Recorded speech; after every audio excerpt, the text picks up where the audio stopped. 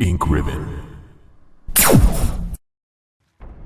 Resident Evil is nothing without its monsters, and its monsters are nothing without the T-Virus. So I thought we should put this virus under a microscope and learn all the things about it that may have slipped past the fandom.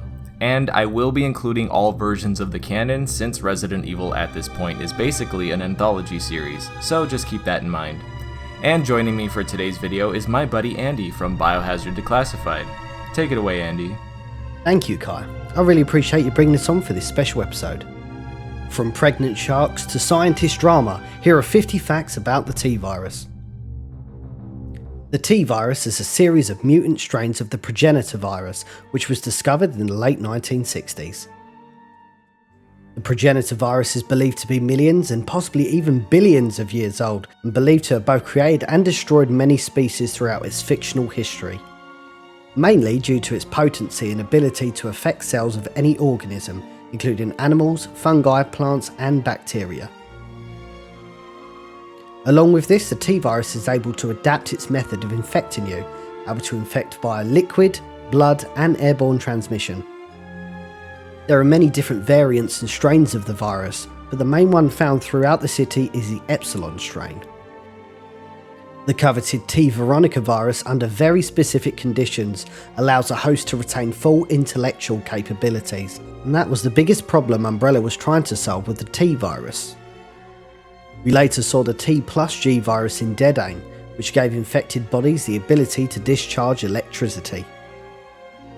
In Revelations we got the T Abyss virus, which dramatically restructures organisms, losing fat, strengthening muscle, and changing the skeletal structure of beings. It also produced an environmental threat due to it contaminating the ocean and infecting plankton.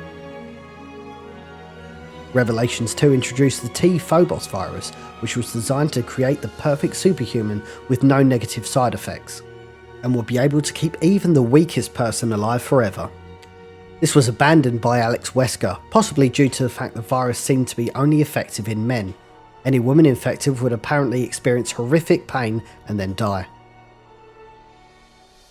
The C virus was a heavily re-engineered strain of the T. veronica virus, but was specifically used for the purpose of terrorism. The only main story characters that have been infected by the T virus and cured with a vaccine are Jill Valentine and the 8 main characters from Resident Evil Outbreak. The UBCS team was given antiretroviral drugs to protect them from the virus, but Murphy was infected with a drug-resistant strain, which was Nikolai's justification for euthanizing him. This was in sections of the script for the third game that were deleted. Lickers are a result of a second set of mutations that zombies experience, specifically ones who have consumed a large quantity of biomass. This is made by using an engineered version of the Epsilon strain. The web spinners, or giant spiders, were considered a large failure since they are slow, weak and unintelligent. The exception to this was a unique mutation of the black tiger spider, which made a nest in the caves under the Spencer mansion and prevented teams from destroying the nest of spiders. Hunters are a result of a process where reptilian DNA is grafted into a fertilized human embryo using the T-Virus as a bonding agent. Cerberus, not to be confused with the regular infected dog, was an early experiment done with the beta strain of the T-Virus on a group of military-selected Doberman. They suffered skin deterioration but had increased strength and were able to be produced at a lower cost. The Cerberus was so successful that they cloned one of the prototypes to make more, which is why all the dogs you encounter are the same breed. Neptune was an early project in the Arkley lab and is actually a female shark. Neptune was one of the initial sharks infected with the alpha strain of the T-Virus, but was also considered a failure. While the other sharks were disposed of, Neptune was kept for continued research, but they later learned that she was pregnant. She gave birth to 12 sharks, but 10 of them died, leaving the 2 you encounter in the Aqua Ring. Chimeras are created using the T-Virus to splice arthropod DNA into a human embryo. Ultimately, the Chimera are a combination of human and an insect, most likely a fly. Bandersnatchers were developed as a more practical version of the Tyrant virus, being easier and cheaper to produce, this time being much faster, but it lacked the immense strength of the full Tyrants. Crimson heads are a result of a process called VACT, which only some zombies experience. Aside from increased mutation and regeneration, the heart begins pumping at an incredibly fast rate, causing blood seepage in the skin, which is how they get their red skin and nickname. The proto-tyrant you encounter in Resident Evil 0 was a fouled version of the tyrant at Arklay, having much lower intelligence, an exposed spinal column, and had a deteriorating nervous system. This was apparently caused by an overexposure to the T-virus. The T-002 tyrant that Wesker introduced is essentially the magnum opus of Umbrella research, being the closest thing to a perfect bioweapon as possible. The tyrant has muscle that goes beyond human limits, can run up to 43 miles per hour, and doesn't suffer from rotting or decay like zombies. He did experience brain damage during the mutation process, but still possesses near human-like intelligence. It's also worth mentioning that his heart was a result of 2 surgically implanted hearts from large mammals. The hearts were altered to function as one, and because of this, the tyrant has 2 separate circulatory systems. There are 3 known treatments: antiretroviral therapy, antibody treatments, and vaccination. Umbrella was mass-producing antiretroviral drugs and distributing them to those they considered to have high-risk jobs, including their own workers as well as the UBCS team sent in. Similarly, Umbrella also produced and distributed tablets to their high-risk staff, mainly at the disposal facility, but it was ineffective due to a mutation in the T-virus strain found there which made it resistant to treatment. In the Umbrella R&D Center, Linda and Michael were able to make a much better version of this treatment, but it was destroyed along with all the equipment required to synthesize it. In the canon ending, Linda was evacuated, and since she's one of the researchers who made it, there is a chance she could make it again. While we are on Outbreak, I just want to throw out that this was the first Resident Evil game where your characters were actually infected by the T-virus. The virus meter in Outbreak served as a timer for online play, to make sure players weren't standing around for too long doing nothing. Another thing that was a first for the series in Outbreak was getting to control a zombified character. Only during online play, if your character's virus meter reaches 100%, they will become a zombie, allowing you to walk around and even attack your teammates.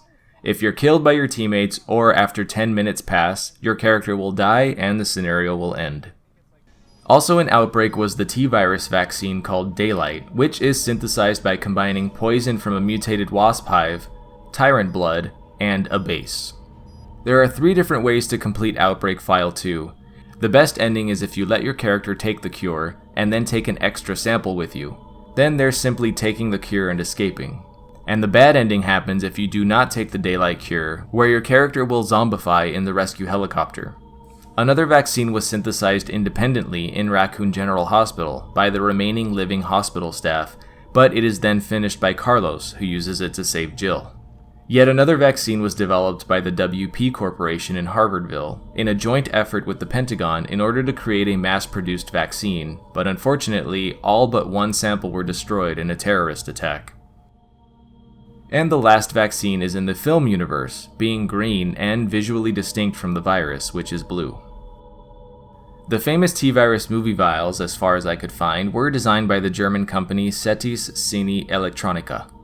I looked into real-world virus storage and handling, and surprisingly, the movie vials are both ineffective and impractical. While real viruses do need to be stored at exact temperatures, they also have other requirements, like being completely free of light and humidity. It's also worth mentioning that the glass used in real vials containing deadly viruses is a bit stronger than this.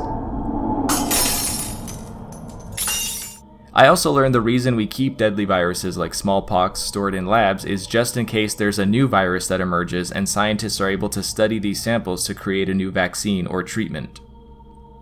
One thing that seems to be intentionally vague about the T-virus is how long the incubation period is before you go from infected to full zombie.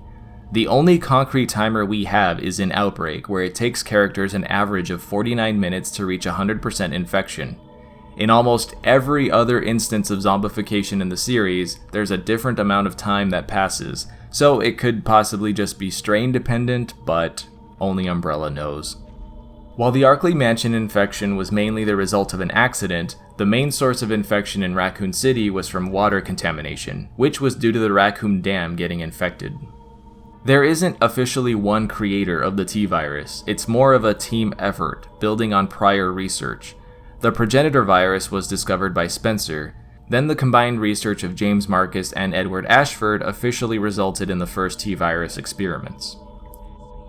Ashford had his research and life ended by Marcus, who orchestrated an outbreak in his lab, leading to him finishing his research first and creating the first strain of the T-virus. In 1978, karma caught up to Marcus when his protege, William Birkin, stole his research in exchange for a senior position at the Arklay lab. It was there that he modified the virus with the Ebola virus, making it much more contagious and able to keep more victims alive as zombies. 10% of the population is naturally immune or resistant to the T-virus. This is a great explanation for several things, like how some bodies in the game never zombify, and how several main characters seem to never get infected. As long as a character isn't bitten in a cutscene, it doesn't count towards the canon storyline. However, Rebecca was both bitten and clawed in Resident Evil 0, implying that one way or another she is immune.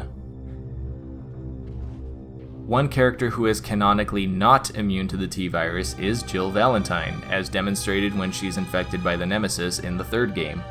She is cured by Carlos via a vaccine, but it's not known if the immunity was permanent. Before I state this fact, I just want to mention this is from 2019, before, well, you know. An interview on fanbyte.com with a virology expert, Justin Waterfield, he was asked if something like the T-virus could ever be actually produced in real life, and basically, his answer came down to yes, but it's extremely unlikely. He warned about how easy a super virus could just happen and how we are not prepared for one.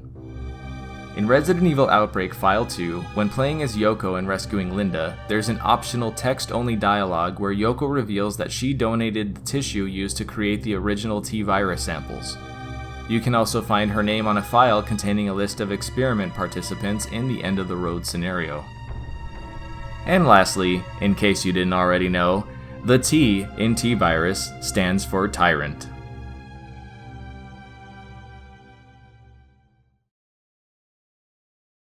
And that is it for this list. I hope you guys enjoyed this video, and if you did, be sure to dramatically toss the like button across the room in slow motion.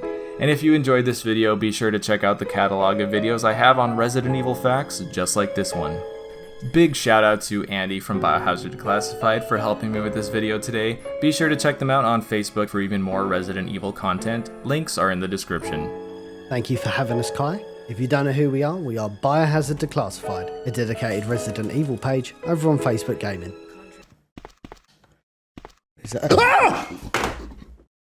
Until next time, I'm Kai Morgan, and as always, thanks for watching Ink Ribbon. And a very special thank you to all of my Patreon supporters and YouTube members. Your extra support means the world to me and helps me keep making content for you guys.